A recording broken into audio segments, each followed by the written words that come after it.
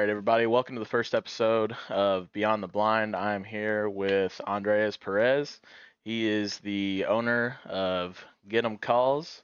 He took TikTok by storm this year. So I saw a couple of his videos pop up into my feed of his GT1 Timber Call, and I was super impressed. And a little bit of a background to kind of how this started is this just kind of was a meme and a joke between me and a buddy, and we just kind of decided, I kind of took it upon myself to just be like, you know what, I don't think there's a lot of people in the waterfowl community that um, go into the backgrounds of the people and of the industry and what they do and where they came from and how they got into it. So I wanted to take a different perspective into the waterfowl community and just see what doors we can open up and be able to promote the community. But um, Andreas, how are you doing, man? Doing good, brother. Like I said, blessed, man.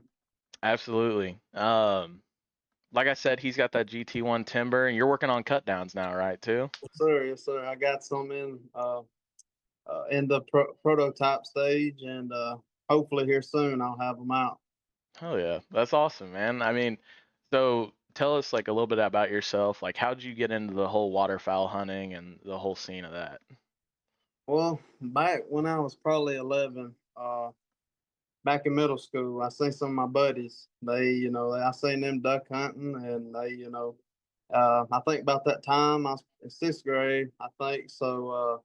Duck Dynasty was a Absolutely. big thing, and Yep. so I seen them guys, and I heard my buddies talking, and I was like, man, I need to get into this. Yep. I took uh, a very big interest in it, and so what really got me though was the duck call. That's what got me because I was very intrigued by them. Yep. I was kind of obsessed with them a little bit at that age. I was like, well, let me see what if I can make it.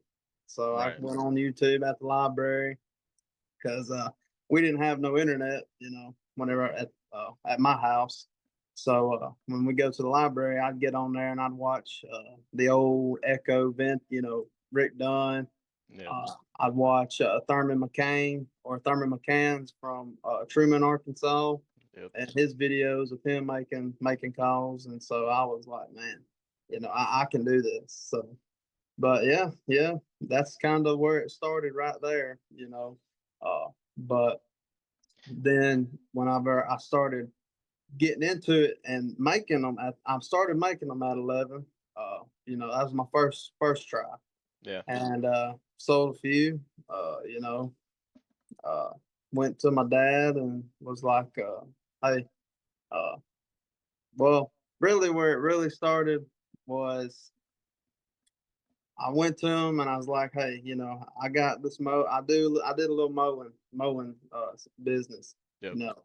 And I was like I tried to talk my dad into, "Hey, uh can you help me out and with getting the gear to go hunt?" Yep. And we couldn't do it, I had four other siblings and he couldn't do it because waterfowl gear is pretty expensive.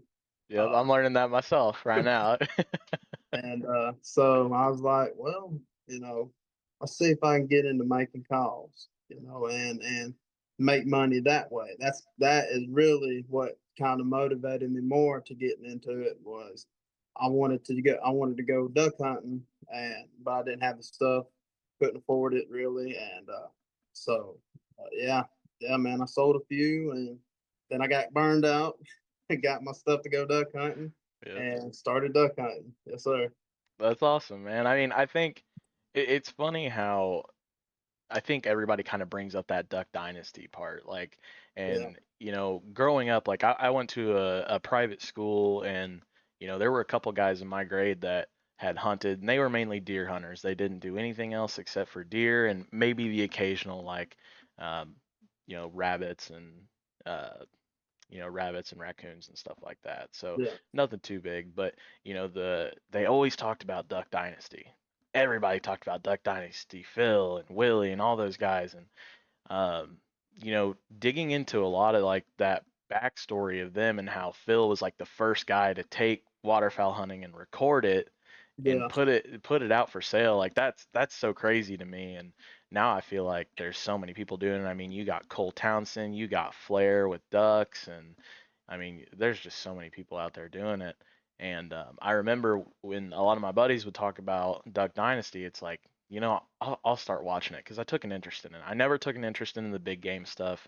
I'm too fidgety to just like sit in the stand and um, you know, be quiet and cover up your scent. I feel like with ducks, they just have good eyesight. I don't have to, necessarily be quiet. I don't, yeah, so that's kind of what took an interest in it. But, like growing up with a family, my parents were divorced, and so, times got a little rough here and there, but my parents did the best they could. But it's like, I wanted to get into that passion. I never really had the resources to do so, which like meeting a couple of the guys from my fiance that she had went to school with. One of them specifically, my buddy Aiden. Man, he is the duck killer around here. Like he's the local pile stacker, and I give him so many props for really bringing me into all this stuff and getting me into it. Because it's like I never really had the resources to do it, and now I'm just like, let's do it, right? Like first, oh yeah, yes sir. I bought my first semi-auto last month. I bought a Super Black Eagle 3. So, Oh yeah, and I was like, you know what? Let's do it. If I'm gonna do it, let's go big and get the Nelly, right? And yeah, it's just kind of crazy how that all happens. But so you just decided like from your buddies in school and watching YouTube that you were just gonna start making duck calls. yes sir. Yep, give her a go and see what'll happen. So do you think that like your buddies in high school, or is there anybody that specifically inspired you or like mentored you in the craft at all, or did you just kind of take it by hand and do it yourself and like go into it? Yes sir, all self-taught. There's a few guys that back in school that I knew that hunted, but I was that intimidation factor of going and talking to them about it. Uh, Yeah. and but yeah, I self taught. Taught myself and just jumped in it and just done it. Just see what would happen, what would come out of it. Yeah.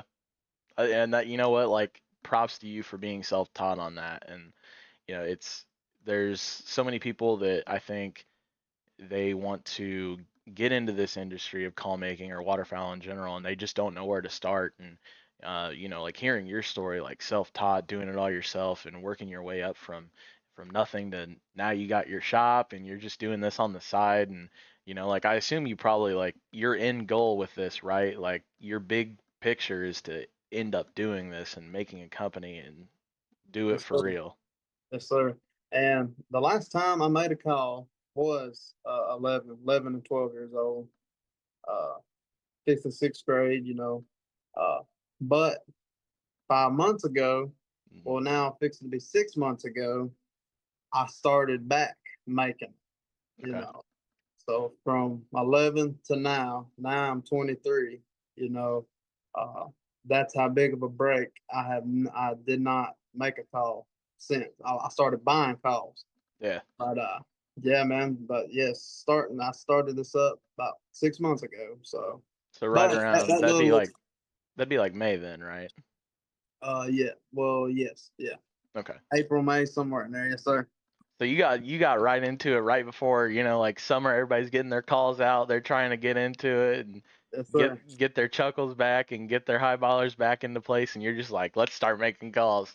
Yes, sir. Yes, sir. So I guess, do you think that like as far as gear goes in waterfowl hunting, like the call itself, do you think the call itself matters more, or is it the skill of the hunter using it? I mean, what do you think about like as far as how gear goes and getting into waterfowl hunting? Well, on the call side, I think it is a little bit of both, but what I'm trying to do is get it to where any hunter, any skilled caller, or no matter experienced beginner could run my call, and it being a single read. You know, Okay. Yeah. Uh, but yeah. I mean, it's both. It's both really. Uh, it takes some practice to get to get used to the call, or and that's whoever's call you're using. Absolutely. You know, you can pick it up. And you got to learn one. Oh, Jim Ronquist, you got to learn one before you can, learn any others. So Absolutely. It's I can't remember who said it best, but they were like, you got to walk before you jog, and you got to jog before you run, and then you got to sure. run before you sprint. And going into calls, right? Like, I started out with the DR85, right? The tried and true Yes, sir. DR85, and like, and that was like 2 months ago now at this point, and now I moved on to like I got the zinc power hen one after that, and then Mhm. now I got the rolling thunder mean duck, and like that thing is a true hybrid. I was just telling my buddy about this the other day. Like, that's a hybrid call through and through. There is no hold on that thing. It's like running a cut down. Uh-huh. And a couple of weeks ago, after our dove hunt with my buddy, I was trying to run his cut down a little bit, and I'm like, this shit sucks, man. Like, this is a lot of skill. But at this past week with that hybrid mean duck, man, like, it's definitely a skill for sure. Yeah. Yes, sir. It's I mean, what do you think as far as like out in the field? Like, what do you think as far as like a lot of hunters, like, what is a mistake that you mainly see when people come do when like calling ducks in? Like, is it like, hey, you're not paying attention to how you're trafficking them and you're hitting the wrong call at the wrong time? Or is there any specific mistake that you see as far as like when they're calling ducks? Well, from my experience, uh, it's calling too trying to turn them back too quick. Calling too much, highballing. You don't. Highballing is for you for the stage. Mm, A duck don't do that. You right, know. Uh, so really, it's a little bit of is calling too much and turn back. But it also depends on where you're at, public right, or private. Private, you ain't got to worry about, you can let them go down further than what you will on public land, before calling back at them, you know. right. Because those Arkansas, like, I've seen those Arkansas public hunts where you might have a couple guys like a quarter mile like left of you and right of you, and you got to turn those ducks pretty quick. Oh yeah, yeah. I can't remember who it was. I was watching a video, I think with Creasy with echo calls, and he was like, man, like, I went hunting with one guy that hunts mainly private, and I hunt mainly public, and um, we went out on a public hunt, and he was waiting too long to turn these ducks, and I'm like hitting them like whack whack whack whack, like when they're not even too far out, because I'm trying to make sure these guys over here ain't calling them into their spread. And that's funny, man. That's cool stuff. I mean, what's your personal go-to call or style of calling if like when you're in like a tough hunting scenario? Like, ducks ain't really wanting to respond too much, like something's off. Like, what do you think is your go-to style of calling when you're just having a tough day? Single quacks. I mean, if they're not responding uh to hails, then they just don't. If a duck don't want to be there, a duck's not going to be there. Right. If they're wanting to be somewhere else, they'll just keep on rolling. But what I try to do is sound like a duck. Do what a duck does. Not. Uh, I mean, yeah, get loud, but at the same time, keep it keep it kind of keep the human out of it. You know what I Right. mean? Keep just pure duck. Nothing crazy, nothing fancy. Cajun squirrel might be as fancy as I get. With something, but them rolling feeds and stuff like that. No, I might do it on my sound files, but that's to show you Right. what the call has in it. You know. Right, and it's funny. You go through all these, and I think the number one thing is like for me as a beginner, right? Like, when you are just getting into calling, and this is kind of the stuff I've learned over the past couple of months, is like you get into calling, and it's like the first video see that you type up is like how to quack, and then Mhm. the second video is like how to feed chuckle. Single ticks or digs or cuz, and then you get into the rolling.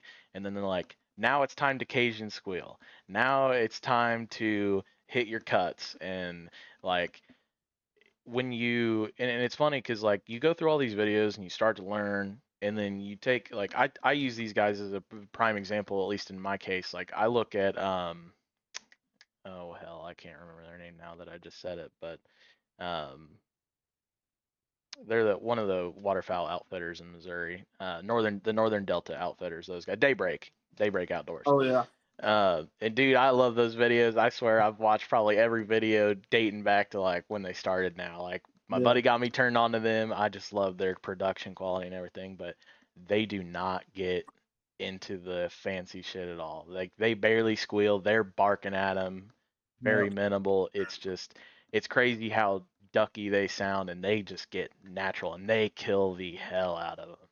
I yeah, mean, their first video this season, like their best hunt ever video, like that was some wild stuff, and they just keep it simple. They're just doing single quacks and barely barking at them, and they're just getting them in.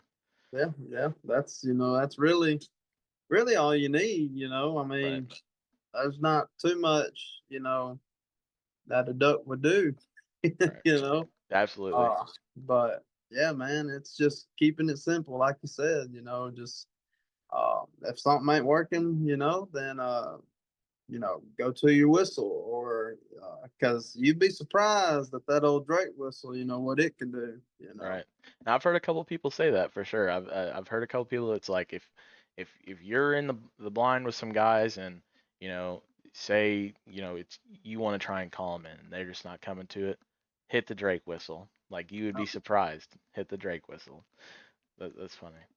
oh yeah, Uh, um, as far as like obviously you just kind of started this business this year. You've been making calls since you were 11, but you came back into it this year.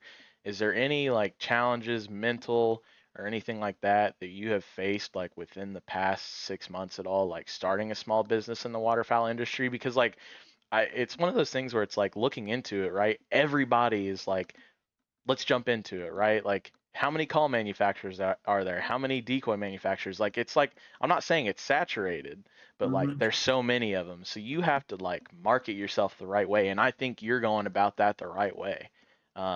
Like, I think you're hitting the sound files right. You're doing what people want to see. That's what they want to hear.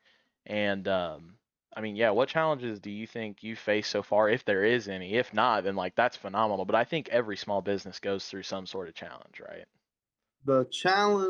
the challenge for me was to separate myself, separate the look of my call, separate the sound of my call, and being and separating, and as in being new to or not. Well, I guess. Well, I'm new. Let's just say I'm new because that was a long time ago. 11 years old. So, but my main thing was to I wanted the sound to match the look, and I wanted the look to match the sound. Right. I didn't want it to look good, but then don't it didn't sound good, or it didn't look good, and it sounded really good. I wanted the best of both, both worlds in a call, and then going into wanting to develop a call that kind of could run like a hybrid, but it is a small bore timber Hmm. call. uh, but yeah, but that's the first thing when I started. I wanted to separate myself somehow, like that, and but then the second was the marketing part. Hmm. I ain't got no uh experience, like that Right. or whatever. All I know is just make them, post them, do sound files, and let the call speak for itself. And Right. maybe somebody like it, maybe or nobody will. It was one or the two. Somebody was gonna like it, or somebody or nobody was gonna like it. Right. You know, but So you're doing this on the side. So you work your main job, right? And I mean, how do you really balance being, and you're a husband too, right? You're married. Yes, sir. So what's that balance look like between like being a craftsman, a hunter, a business owner, you work your main job, you got a wife, like, it's one of these things that me getting into this, right, and wanting to do this podcast and everything like that, is trying to find balance. I get married next weekend, so I've got that too, right? Like Sir, congratulations, brother. I appreciate it, but Sir. it's one of those things that you have to find a balance. And I guess how do you go about finding that balance between everything you've got going on? Well, just take it one day at a time. You know, uh, just some prayer, but a lot of it is on my wife's part too. She plays a pretty big role in what I'm doing. Trying to get trying to get this going. She supports me 100%. She is from the beginning. She said, whatever you think, just do it. Let's do it. Let's get it. Let's get it going That's a and good see. backbone right there. Yes, sir. Yes, sir. And she's a good mother too. I got a little girl. She turned one Oh man, last month. Yes, sir. congratulations, man. And but the balance is both. Me and her. Me and her. I go to work during the day. She stays home with the baby. I come in. See them for a little while. Spend time with them. Eat supper with them. And then when my daughter's getting ready to go to bed, then I'll come out here and start working on calls. And then I'll work on them till 1, 2 o'clock in the morning, and then go get some sleep and wake up and do it again. Oh yeah, man, that's awesome. It's good to have a good backbone. I think that having especially your wife and your family backing you on that is such a big Sure, thing. Um, Having that support system there, because like with any small business or with just life in general, like we're bound to succeed, and we're also bound to have our struggles and failures, right? So sure. having that backbone, and I always kind of look back, at least me, like you think kind of God at kind of where you're at. And, Yes, sir. that's absolutely awesome. What do you think is like the most rewarding part so far within the past 6 months? Because you sold out. Like, I think that would, like, in my opinion, you put out these GT1s, you marketed them for like what, a couple weeks, maybe to a month, Yes, sir. and you sold out in a day and a half. Yes, sir. That's pretty wicked. I mean, how many calls did you end up bringing out for the release? Or I guess going back to the question is, what is the most rewarding part? The most rewarding part is it's actually. I mean, yes, selling them is, it's very rewarding, and I'm glad that people, have liked that got one and they liked it. But I think the most rewarding part is just seeing it, just seeing it on somebody's lanyard or seeing a video of somebody, using it. Right. That's rewarding to me. And but also, uh, you know, hopefully I'll get to see some on lanyards, in the field this year. That would be rewarding. But really, the biggest reward for me is just really just I made something that people liked. I made Yeah. something that that that people are like, man, I want one of those. Yeah. Uh, it's not selling it. I mean, selling it, No. yes, it's a blessing, but at the same time, it's actually it's I made something that somebody likes. You know. Yeah, I that's awesome, man. I mean, I remember seeing the video when it first popped up, and I was like, man, that sounds good. Like, you look at, I think everybody kind of has their own style as far as like timber goes. Like, you know, a lot of people look at timber calls, and I do too, as far as like you're not gonna hail on them. You're Hmm. gonna get and I think going back to kind of like your calling style on those tough hunts, those single quacks and small little feeds and everything like that, like that's perfect. That's perfect for the timber call, and that's really what they're meant to be for. You're not going to be hailing on it. It's not going to be wah wah wah wah. It's But um, and I think that's awesome, and especially here, like, and I saw a couple videos of there's a couple guys that already did some sound files of their own with the GT1 too, right? yes, sir. Yes, sir. Yeah, I was gonna say I felt like I saw a couple of those on TikTok as well, and um, I mean that's for sure rewarding Oh to yeah, see yes, all sir. that. And the biggest and the first guy that done it, he's a good buddy of mine from back home.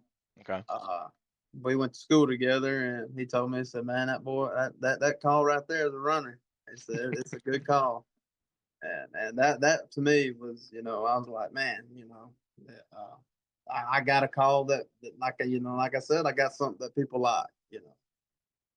that's awesome. I mean, there's nothing more I can say than like really just congratulations, like at least from my part, because like seeing a small business thrive in like I said a an industry that's there's everybody, like everybody wants to be in the waterfowl industry because and I think you look at it from a different perspective than most people. I think that as waterfowl hunters, I think that it's the most expensive sport. It's the most expensive game to hunt, right? You got decoys, you got blinds, you got land. There's so much money you put into it, and I think that some people look at the waterfowl industry and they're like, I'm gonna jump into this and I can make a lot of money off of it. But then there's you that's like, this is rewarding because this is my passion and this is what I want to do. And I think Yes, sir. as far as that goes, like that to me is outstanding as far as like getting your small business going and Yes, sir. um, getting into the industry as well. And I just think that's awesome. And I guess moving on to like some just a little wrap up questions because this meeting's about to cut off in like 4 minutes. But um, what do you think is your most memorable hunt where your calling made the difference? Is there anything that like comes to mind at all where you think that like this hunt means the most to me? Oh, I think it was when I was probably 21, I think, or yeah, 2021, somewhere in there. Uh, I went by myself, and this is whenever everything started clicking to me in college. Mhm. Uh, because I really didn't have nobody to teach me. My grandfather, he hunted. All we hunted was deer, squirrel, rabbit. That's it. That's all he knew how to hunt. He didn't know how to duck it. But whenever I heard a video of or somebody saying, call them on the tips, and then I'll sit there and me being a little older, and actually trying to understand it and get really good at it. Mhm. Uh, yeah, yeah, it was I was by myself on the slough in my great grandma's property, and had two ducks. That's it, two ducks. But I worked the two ducks. I actually worked them. And got them to finish. And but yeah, man, it was learning how to call is what really uh, is what really it stuck with me. And it's still stuck with me. Absolutely. But understanding, trying to get the understand, not just blowing the reed out the dog or blowing the bottom out of the call. Then from 11 to then till then, uh, that's all I knew to do. I Mhm. mean, I didn't even hardly limit out at all. Between that time and I got to get lucky just to see one. But I would always wonder, when I see one coming in, I get on the call, and that was the wrong thing to do. It was just let them angel wing and come on down in there. Don't pick up your call. Uh, but yeah, it's about 20, 21 when I just here recently. You know, uh, just trying to understand and get, and I wanted to be good. I want to be, to get to get better. I want to be a good hunter. I want, ethically, and technique wise, and just the same as anybody else. Really. Uh, but yes, sir. That I think that was the most memorable hunt to me was whenever I felt when it clicked and I realized that okay, so this is what this is how this is the foundation of Colin. You know, uh, You were saying that, yeah, 2021, that was the hunt where you were like, that's the one that made me realize it all. yes sir, yes sir. And that was my last. That was my last hunt, probably, or second to last hunt, because I ended up getting a job down with my dad at a sawmill, and then it took all my time. I was chasing that almighty dollar. I thought it was everything. And uh, I ended up, giving away some stuff. I gave, my brother my calls. I gave my other brother, waders and sold some of my other, gear. And uh, because I didn't have no time, working 13 and a half hours, 14 hours, every day, 5, 6 days a week. Yeah, I didn't have time, didn't feel like hunting. So now, now I'm getting back into it this year, into starting up the call business. This will be my first year here in Ohio. I just moved up here a year ago. This will be my first season here, So October you're, 18th. so I would Yeah. say you're just across the border from me, man. I'm in Indiana, so Oh man. that's hilarious. Heck yeah, brother. So you're so you're in Ohio, but you got Southern twang to you. Yes, sir. Yes, So sir. where do you originate from state wise? I'm from Mississippi, Okay. a little town called Walnut. Okay. That's where I was raised up at. I was born in Tupelo, raised in Walnut. Well, I was raised in Walnut and another little town called Kossuth. You know, went to school at Kossuth and stuff like that, and I was back and forth. So That's awesome. The well, that's crazy, dude. It's funny to meet people that like are right nearby. Like yes, in sir. it's funny. I was watching a video the other day that was like, actually, I think it was Hook and Holler's video. He was like, y'all can come down to Arkansas all you want, but all those birds are staying up north. Yeah. So hey, it might have been a good change for you to come up here and shoot some ducks, man. Yeah, I was We talking to my buddy. I said, Do you want to go on this snow goose hunt down in Arkansas? And we're like, yeah, why not? So we went out in February, kind of nearing that end of the season there, and we went to this small little town, Biggers, Arkansas. And then we ended up going, I cannot remember the small little town, but we ended up driving like 45 minutes away. But we ended up with a lodge there. And we ended up with Get Geese. I don't know if you ever heard of them or not, but we ended up going down there. And that was like, it's funny because he was like, anytime I've went to hunt snow geese, I've never done well, no mm-hmm. matter what. Like we either get the wrong week, it's too cold, they're not flying, or because like Arkansas's got that weather too, where it's like so intermittent. Like this year they had that freeze down there in February, and then the next week after we left, it was like 75 degrees, and we had went down during a freeze. And we had shot like maybe 5 snow geese the entire time during the 3 days, and Nice. we had said on the last day that we went, we are like, we're not gonna leave the blind until you know probably 11:30 because we needed to get back to Indiana that night, and so we were gonna drive all the way from Arkansas back. And he's like, if we don't shoot anything by 12 o'clock, we're gonna leave. We got in the blind about 5:45, and maybe shot one group came down. We got that was our 5 that we had shot. And right about 11:45, we were like, "Hey, like we hadn't killed anything. Let's just go." And I'm like, "But we're supposed to wait till 12. Like, why not?" And we're Yeah. like, "Well, let's just go." And so our cars are parked probably quarter mile off this field. So we're walking down the field, and right when we were packing our stuff up, the this swarm, of snow geese come down, and I go, God damn it, dude, Yeah. we just missed all these geese.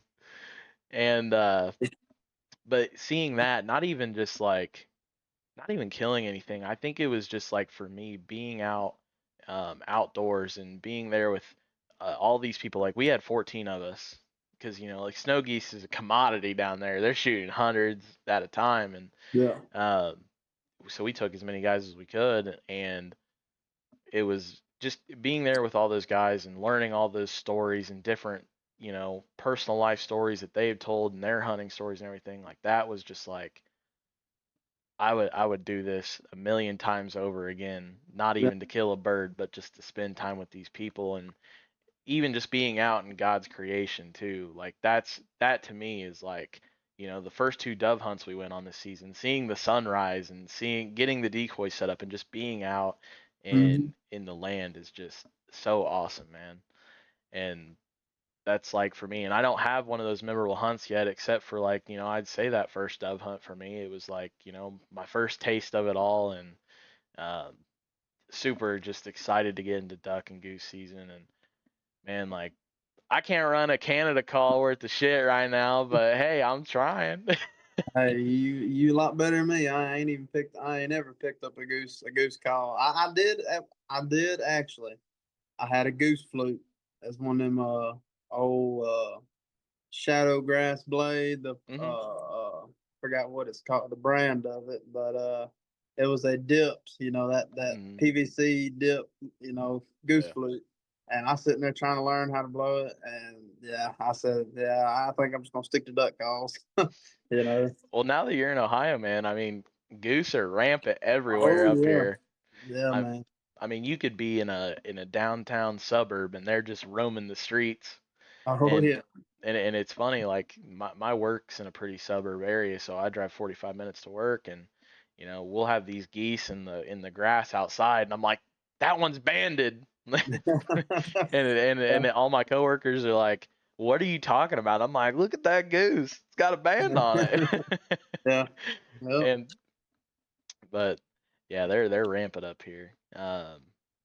It's crazy how many there are. But if I think, as far as like hunting wise, you're getting a different taste up in Ohio compared to hunting in the South. And if you could hunt anywhere in the world for ducks, like where would it be? Would you go to Argentina, Mexico, or would you just drop in a hole somewhere in Arkansas?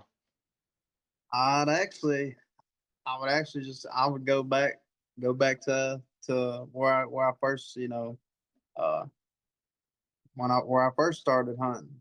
I think that would be, and knowing what I know now, see it, and let's see what would happen. You Right. know, I think that would, and actually that probably be one of my goals here this coming year, Christmas time. I'll be back in Mississippi for a little vacation, spend time with my family back home, and spend time with my buddies from back in school, getting in the timber with them, Yep. and but I think that would be my one of my for me a dream hunt is going back to where I started, and with knowing what I know now and taking it, back to that hole and seeing I will, because you never know, Right. that could have been a hole that was, uh, that could have been a gold mine. I just didn't know how to Right. call, but and the scouting part of it too, that that is also what kind of kicked my rear end, because I really didn't know, Yeah. I really didn't back then. I didn't have nobody to show me or teach me. It was you know and YouTube. I didn't even. I really just watch call. I like to watch call making. That was, Hmm. and they don't show you everything on them videos. Right. Right. They just show you, to drill it, turn it, put a reed in it, and it quacks. You know Yeah. that's all you see. But yeah, man, that would be my hunt I'd like to go and do. Yeah, I think that would be. I think especially for you, like that's, you said in that spot where you came from, that's where you were blowing the bottom end out of the call, and Yes, sir. and it's funny that um, you would go back there, and like you said, that might be an absolute gold mine. And kind of going over to what you said about scouting is like that's where I'm at right now. Is like I'm trying to watch the flight patterns and see where they're going. I leave my neighborhood, and we've got so many ducks. We got 10 ponds in this neighborhood, so like I'm watching the ducks come up in the morning, and Yeah, I'm like, "What field are you going to feed this morning, huh? Like, let's see yeah, where you're going." And it's kind of funny because I get in this little bit of inside anxiety because you know I just got my first two land agreements this year for me to hunt on, and that was big for me, like because and luckily it's one of my best friends, his wife's stepdad owns the land. He's a farmer, and that for me was like a stepping stone because I think before even talking to anybody, and I think I'll probably still have that anxiety inside to talking to people, but going up to somebody's door, just giving them a call, like, hey, like, you got some geese and some ducks on your land. Like, do you mind if I just come out? Would you let me? And yeah, I think inside like that just kind of when I had that conversation, that initial conversation with him, which was on the 4th of July, like I kind of like pent up inside. I'm like, do you care if I like use your land this year, by the way? And he's like, go for it. yeah, And like seeing these ducks here too. Now I got a couple other spots I got to get permission on too. So now that yeah, anxiety's kind of coming back. yeah. But I think that's awesome that you would go back home. Um, what do you think is like one piece of advice that you would give to new hunters in general? Doesn't matter what, small game, big game, waterfowl.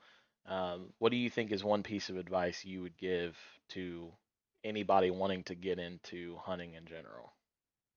Uh, is one, uh, try to learn. Try to learn because learn on your own. A little bit. I'm not saying completely, but I'm saying a little bit. If you can, so that way, for me, I feel like if you're going to do it, then and you want to do it, then uh, try to learn by yourself a little bit.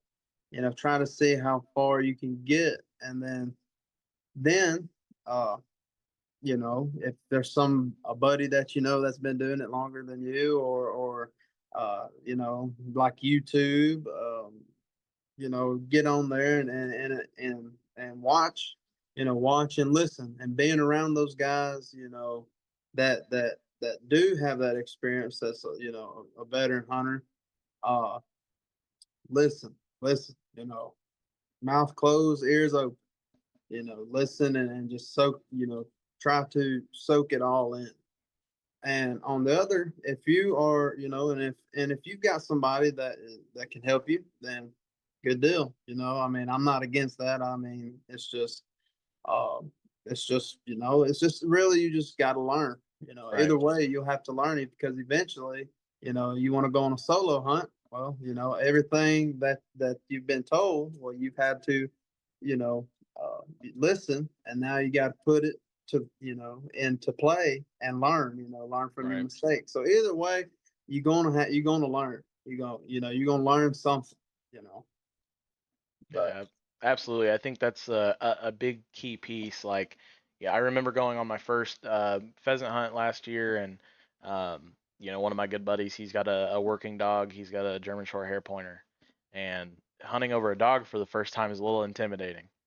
At least for me, it was, right? Because you're like, you got to watch your surroundings everywhere you're at. Like a bird might be coming out to the left, and the dog might be pointing over here, or like, and even like my first dove hunt this year, like we might still have doves coming in and this dog's running out right to get a bird over here, but if these doves are coming in and swinging across, like you got to be aware. And oh yeah, um I think that's the big key, is like listening to the veteran hunters and taking in as much advice and key from all of yeah, that as you can, because I would say in the past year I've learned a hell of a lot about hunting and the right things to do and what not to do. And as much as I hate to say it, like that hunter's education course, going through all Right. that, is as much as like everybody's like skip, skip, skip, skip, take the Yeah. test, whatever. Because like I mean, a lot of it is common sense, but if you really sit down and dig into the pieces of it, and you like look at that information, like there's valuable key information to how to be ethical, how to be able to do the right things when you're hunting, no matter what species you're hunting, big game, small Yeah. game, waterfowl, whatever. And Yep. um, I just kind of took that time. Most people are like, you get this done in 3 or 4 hours. And I'm like, I'm going to take the time. I'm going to read through all this, see Yeah. what I can figure out, and listen to all those guys. So that's definitely definitely a valuable piece of information. Um, just wrapping this up, one final thing. I just wanted to thank you again for being here. It's something that I've been wanting to do this past couple weeks, and watching your TikToks and watching the lives and everything, and talking to y'all back and forth a little bit, has been a real joy. Just kind of getting to know y'all and your background, and watching you turn calls, because I mean, it's wild to watch you kind of turn calls on the stream and everything, and Yes, sir. uh, it's cool how it's all done. Like that's all I gotta say is like like you get to all these kind of bigger companies, and a lot of them are those mass produced and stuff like that. But these small businesses that are turning them themselves and all that, like that's just so cool to me watching you turn them on the stream. And Yes, like sir. you're just using square blanks, right? And then fully busting them out from there. Yes, sir. When I get my material in, it comes in a 4 foot rod of acrylic on the acrylic side, but on the wood side, it comes in, 2 foot, blanks, blocks. Uh, and I cut them up, cut it to size, what I need, drill them, and then put them on the mandrel and start making a call. And how like I guess hard is it to get each one similar, or do you have like something you specifically do to like make them pretty, you know, form together, like kind of the similar? Yeah, I have my own little system set Hmm. up, how to get them close, and try to get them as identical as I can, by hand. Uh, freehanding wise too. I have no replicator, no Right. nothing on my lathe. It's just my eyes and my hands, And that's uh, skill, man. That is skill to the bone. and but at the same time, it's every day. I try to stay on the lathe as much as I can, and then uh, because you'll I figured out, the more I stayed on the lathe, uh, in the turning process, the better you get, and also the more I could figure out different tricks for my call to like to kind of eliminate the hard part, I guess, Right. in making my call, which or I mean, it's really just really staying at it, staying consistent, every day, you know, trying to make it look better than yesterday, or Right. make it sound, but the sound really stays the same, because of the tone board I developed myself, uh, and I got a jig made for it. It was my first custom jig, and but yeah, man, I got my own system, and it's just to everybody that wants to get into it, it's a lot of learning and a lot of patience, Right. and I thought I wouldn't have the patience to do it, but I just really like doing it. I like the end result, and so you know, uh, but yeah, man, I just like doing it. That's good, It's and just that's good that you enjoy it. I mean, that's if that's a craft that you can get into that you enjoy, like that's, and especially it's something you're passionate about. I mean, there's nothing more than just being able to enjoy it in general. Um, so you got the GT1, you're working on cut downs, right? Yes, sir. Is there anything in the works that, you might not want to say anything, which is fine, but like, is there anything that you think as far as different models, like, you see people got timber calls, people got these calls that have a lot of hold, you can get those squeals out of them a little bit easier. Is there anything in the works that you see yourself bringing out in the near future? Yes, and it'll be one of two, or yeah, one of two of my cut downs that I'm developing. Uh, I got mine, and then I got a oak tribute. You know, uh, but I think that we're probably gonna. It's hard to say, Mm-hmm.